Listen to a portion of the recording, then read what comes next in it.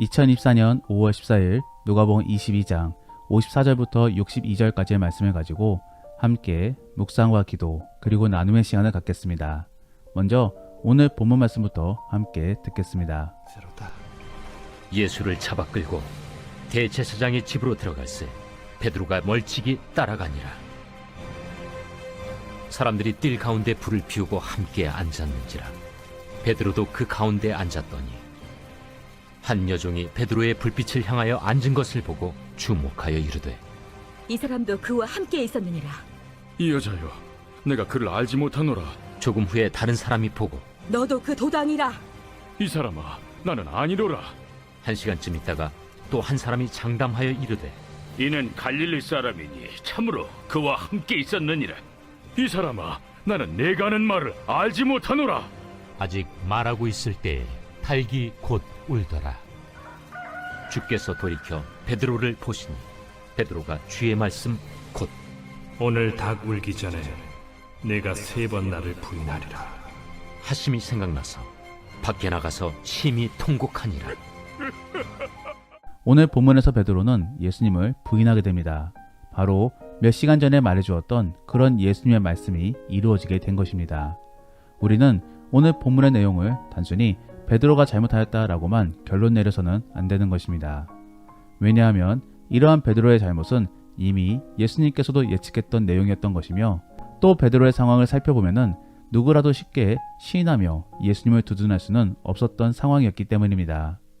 그렇기 때문에 이러한 베드로만 보고 그를 비난하며 나는 그러하지 않겠다라고 말한다면은 어쩌면 우리는 지난 이야기 속의 베드로와 똑같아질 수도 있게 되는 것입니다. 지난 목요일 속의 이야기를 떠올려 보면은 예수님은 사탄이 자신에게 제자들의 믿음을 시험해 보겠다고 제안했었고, 또 여기에 대해 예수님은 제자들의 믿음이 떨어지지 않기를 위하여 기도했었다라고 제자들에게 전해주었었습니다. 그러자 베드로는 저는 죽어도 당신과 함께합니다 라고 고백하였고, 또 여기에 대해 예수님께서는 칭찬보다도 오히려 자신을 부인할 미래를 말씀해 주시며 자신만만해 하지 말라라고 경고해 주었던 것입니다. 이게 바로 우리의 상황일 수 있는 것입니다.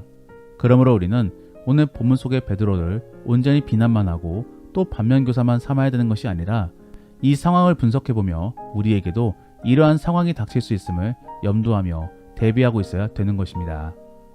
그러면 오늘 본문의 상황은 어떻게 바라봐야 되는 것인가? 바로 하나님의 시험인 것입니다. 어떻게 보면 사탄을 통하여 하나님께서는 베드로의 마음을 뒤흔들었던 그런 시험이신 것입니다.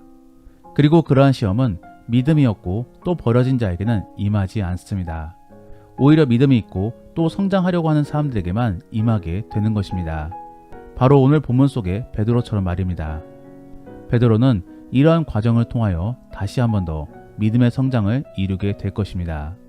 그러므로 베드로는 앞으로의 사도행전 속에서 대활약을 펼치게 되는 것이지요. 저는 우리도 마찬가지로 하나님께 쓰임받게 될 것이며, 또 그렇기 때문에 우리는 그러한 시험을 감당하게 될 것이라고 생각합니다. 그러므로 저는 오늘 본문 말씀을 통하여 하나님께서 우리를 어떻게 시험하시고 또 이끄시는지를 함께 살펴볼 수 있기를 원합니다. 그래서 그러한 과정들을 보므로 앞으로 우리에게 주어질 시험에 대해서도 어떻게 대비해야 되는지를 함께 생각해 볼 수 있기를 원합니다. 첫 번째로 하나님께서는 우리가 가장 자신 있어 하는 부분을 주 타겟으로 삼아 시험을 주십니다. 그러므로 오늘 본문에서는 베드로에게 있어 그가 가장 내세울 수 있는 자신감에 대하여 시험을 주고 계신 것입니다. 실제로 베드로는 자신감이 충만했던 사람이었습니다. 그러므로 그는 나서기를 좋아했고, 또 그러므로 이렇게 다른 제자들은 다 도망하였음에도 불구하고 그는 예수님을 쫓을 수 있었던 것입니다. 이러한 베드로의 모습은 믿음이 있는 용기가 아닌 자신감에서 비롯된 만용입니다. 즉, 앞을 내다보지 못하고 그냥 감정에 따라 내지른 것입니다. 그 덕분에 그는 예수님 근처에 있음에도 불구하고 아무것도 하지 못하고 오히려 예수님을 부인하게 되는 것입니다. 서두에도 말씀드렸듯이 우리는 이러한 베드로를 결코 비난하지 못합니다. 어찌하다 보면은 쉽게 죽을 수도 있는 분위기 속에서 이렇게 예수님을 쫓는 것도 용한 것이며, 또 다른 제자들은 모두 도피한 상태였습니다.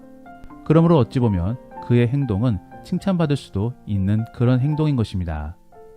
하지만 그럼에도 불구하고 하나님은 그러한 모습에 대해 제동을 것입니다. 바로 다른 사람들의 지명과 의심을 통해서 말입니다. 그리고 거기서 그는 아마도 스스로의 만용과 오만함에 대하여 크게 깨달은 바가 있었을 것입니다. 그러므로 그는 훗날에 어부의 삶으로 다시 돌아가 예수님이 다시 자기를 꺼내줄 때까지 자숙하는 상태가 되는 것입니다. 우리는 이러한 상황 및 베드로의 모습을 바라보면서 나는 과연 어떠한 부분 속에서 자신감을 갖고 있고 또 자만한지를 살펴봐야 되는 것입니다. 실제로 우리는 아무것도 아닌 존재입니다. 우리가 여기까지 설 수 있었던 이유는 단순히 자기만의 노력으로는 불가능합니다. 우리는 반드시 주변의 도움이 필요한 존재인 것이며 또 그러한 공동체가 없었다라고 한다면 빛도 발하지 못하고 사라졌을지도 모르는 것입니다. 그러면 공동체에 대하여 감사만 하며 겸손만 하면 되는 것인가? 그렇지 않습니다. 거기서 더 나아가 우리는 이러한 공동체를 선사해 주신 하나님을 바라볼 수 있어야 되는 것입니다. 하나님은 우리를 높일 수도 있으신 분이시며 또 낮출 수도 있는 분이십니다. 그러므로 사무엘상 2장 6절 말씀에서는 여호와는 죽이기도 하시고 살리기도 하시며 스올에 내리기도 하시며 또 거기서 올리기도 하신다라고 고백하고 있는 것입니다. 우리는 정말로 지혜가 있는 자다라고 한다면 시선을 멀리 그리고 전체적으로 바라볼 수 있어야 될 것입니다. 그렇게 되면 결국에 볼 수 있게 되는 것은 하나님인 것입니다. 그러므로 하나님을 인지함 속에 주를 믿는 자가 바로 지혜로운 자인 것입니다. 사랑하는 성도 여러분, 하나님을 인지함 속에 우리가 티끌 같은 존재임을 깨달을 수 있기를 원합니다. 그래야만 우리는 겸손해질 수 있는 것이며 또 하나님을 의지할 수 있는 것입니다. 만일 우리에게 시험이 임한다라고 한다면 우리는 어떻게 행동해야 되는 것입니까? 바로 엎드려 주님의 이끄심을 기대할 수 있어야 되는 것입니다. 그래서 하나님께 기도함으로 하나님이 옮겨주심을 기대하며 기다릴 수 있어야 되는 것입니다. 여기까지의 인내의 과정이 바로 시험인 것이지요.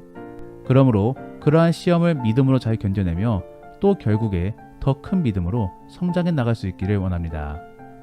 두 번째로 하나님께서 시험을 주실 때에는 우리 안에 자신감이 충만할 때입니다. 즉, 자만 속에 스스로 높아지려고 할 때인 것입니다.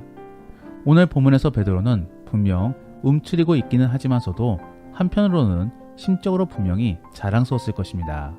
왜냐하면 다른 제자들은 다 도망쳤기 때문인 것이지요. 그런데 그럴 때 하나님은 도리어 그에게 시험을 주고 계십니다. 그래서 그를 감춰주고 계신 것이 아니라 많은 사람들이 그를 알아보게 만들어 주십니다. 그러므로 베드로는 결국에 예수님을 부인함으로 잠깐 동안 가지고 있었던 그런 자부심이 다 깨어져 버리는 것입니다. 우리는 이러한 상황을 바라보면서 우리에게 시험이 찾아올 때에는 우리 스스로가 자신감 및 자만심이 충만할 때임을 기억해야 되는 것입니다. 우리는 연약한 존재이기 때문에 결국에 우리의 마음은 한쪽으로 기울어질 수밖에 없습니다. 즉, 믿음으로 인하여 자존감이 회복되어지면은 또 그로 인하여 교만으로 발전되어지는 그런 존재인 것입니다. 그럴 때마다 하나님께서는 한 번씩 우리의 교만을 깨뜨려 주시는 것입니다. 그러면 우리는 어떠한 자세를 취하고 있어야 되는 것입니까? 교만하지 않기 위하여 자신감을 억제해야 되는 것입니까? 그렇지 않습니다. 주께 받은 은혜에 취하여 자신감을 가질 수도 있습니다. 다만 그러므로 인하여 다시 교만해질 때에는 하나님께서는 분명 우리에게 시험을 주실 것이고 그때 우리는 곧바로 그러한 상황임을 알아차려야 되는 것입니다. 그리고 주께로 돌이키면 되는 것이지요. 대표적인 경우가 다윗입니다. 그는 하나님의 축복으로 우쭐했던 적들이 많이 있었습니다. 그랬을 때마다 하나님은 그를 치셨고 또 그때마다 다윗은 곧바로 회개하며 하나님께로 돌이켰습니다. 이러한 자세가 우리에게 필요한 것입니다. 교만이 두려워 자신감을 거부하고 자존감이 회복되는 것을 두려워하는 것은 어른이 되는 것을 두려워하는 아이와 똑같습니다. 결국에 우리는 다치더라도 세상 밖으로 나아가야만 되는 것입니다.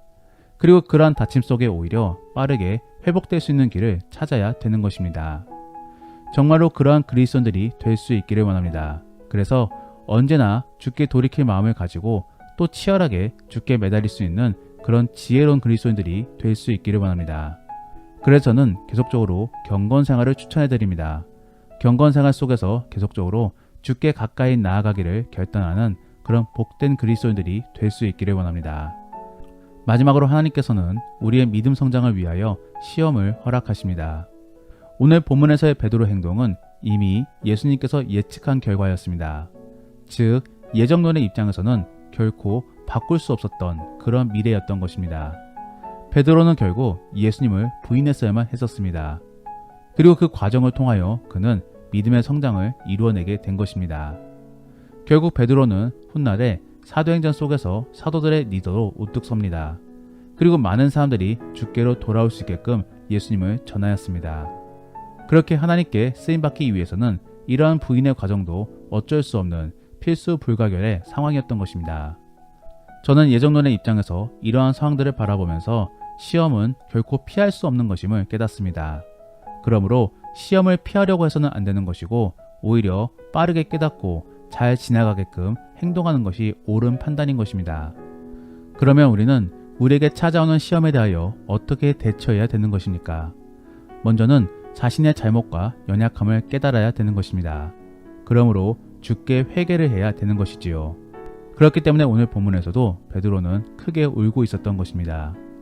더불어 그 다음으로는 자숙 속에 숙성되어지는 과정이 필요합니다. 즉, 금방 업그레이드되고 또 익어지는 과정은 없습니다. 성숙해지는 시간이 필요한 것이지요. 그러므로 우리는 인고의 과정 속에 주의 부르심을 기다리고 있어야 되는 것입니다. 결국에 베드로도 부활하신 예수님이 다시 부르실 때까지 어부의 생활을 감당하며 자숙하는 시간을 갖게 됩니다. 그러면서 더 성숙해지게 되는 것이지요. 하나님은 언젠가 우리를 들어쓰실 것이기 때문에 반드시 우리를 부르실 것입니다. 그리고 그 부르심 속에서 회복되어짐과 함께 성령의 능력을 부여함으로 결국에 세상 및 사람들 앞으로 나서게 만들어 주실 것입니다. 그때까지 우리는 참으며 기다려야 되는 것입니다. 그러한 모습 속에서 시험의 과정을 잘 통과할 수 있기를 원합니다. 말씀을 정리합니다. 오늘은 하나님께서 베드로에게 시험을 주시는 과정을 바라보며 우리에게도 임할 그런 시험에 대하여 함께 생각해 보았습니다. 하나님께서는 우리가 가장 자신 있어 하는 그런 부분을 지목하고 치십니다. 그리고 우리가 가장 높아질 때 시험을 주십니다. 그때 우리는 그러한 어려움들을 단순히 저주나 불운한 것으로 여기지 말고 하나님이 시험하고 계심을 깨달아야 되는 것입니다. 그래서 그 주님의 시험을 인내와 견딤으로 버텨내야 되는 것이고 또 그러한 과정 속에서 더욱더 믿음의 성숙을 이루어내야 되는 것입니다. 그러한 기다림 속에 결국에 하나님께 부름을 받아 주께 쓰임받는 복된 그리고 가치 있는 우리 성도님들이 될 수 있기를 원합니다. 기도하겠습니다. 우리가 오늘 말씀을 생각하시며 함께 기도하기 원하는 것은 하나님, 우리가 주께 받은 시험을 두려워하지 않게 하시고 오히려 그러한 과정 속에서 더욱더 믿음의 성숙과 믿음의 성장을 이루어낼 수 있게 하여 주옵소서. 그리고 우리가 겸손해질 수 있기를 원합니다. 은혜를 받음 속에 다시 겸손해지게 하시고 자존감 및 자신감의 회복 속에서 더욱더 주를 바라볼 수 있는 성숙한 우리가 될 수 있게 도와달라고 함께 기도하겠습니다. 더불어 오늘 본문 말씀을 가지고 믿음의 나눔이나 가정 예배를 드린다라고 하신다면은 각자 경험 속에 시험으로 말미암아 오히려 믿음의 성장이 일어난 경우들을 나누어 보시기를 바랍니다. 그리고 내가 시험 떴던 상황들을 복기해 보시며 왜 그러한 시험이 들었고 또 어떠한 부분 속에서 아픔이 있었는지를 한번 나누어 보시기를 바랍니다. 그러면 이제 주와 함께 깊은 나눔의 시간을 갖겠습니다. 오늘 하루도 주 안에서 승리하시기를 바랍니다.